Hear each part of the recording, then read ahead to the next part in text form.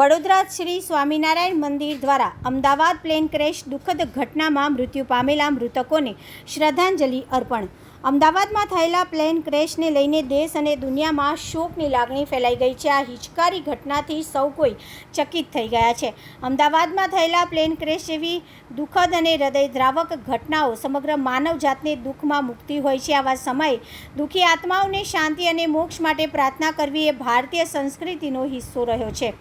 અમદાવાદથી લંડન જઈ રહેલા પ્લેનના ગુજારા અકસ્માતમાં પોતાના જીવ ગુમાવનારા હતભાગી નાગરિકોને શ્રદ્ધાંજલિ પાઠવવા મણિનગર શ્રી સ્વામિનારાયણ ગાદી સંસ્થાન સંચાલિત મુક્ત જીવન સ્વામી બાપા માર્ગ સ્થિત શ્રી સ્વામિનારાયણ મંદિર હરણી વડોદરામાં વિશેષ પ્રાર્થના સભાનું આયોજન કરવામાં આવ્યું હતું. પ્રાર્થના સભા અંતર્ગત પૂર્વ મહંત શ્રી હરિકેશવદાસજી સ્વામી, મહંત શ્રી સનાતન સ્વરૂપદાસજી સ્વામી તથા શ્રી ગુરુપ્રિયદાસજી સ્વામી અને હરિભક્તો સૌએ મૌન પાડીને સર્વ મૃતકોના આત્માને સર્વોપરી શ્રી સ્વામિનારાયણ ભગવાન પરમ શાંતિ આપે તેમજ આ દુર્ઘટનામાં ઘાયલ થયેલા લોકો જલ્દીથી સ્વસ્થ થઈ જાય તેવી પ્રાર્થના કરવામાં આવી હતી.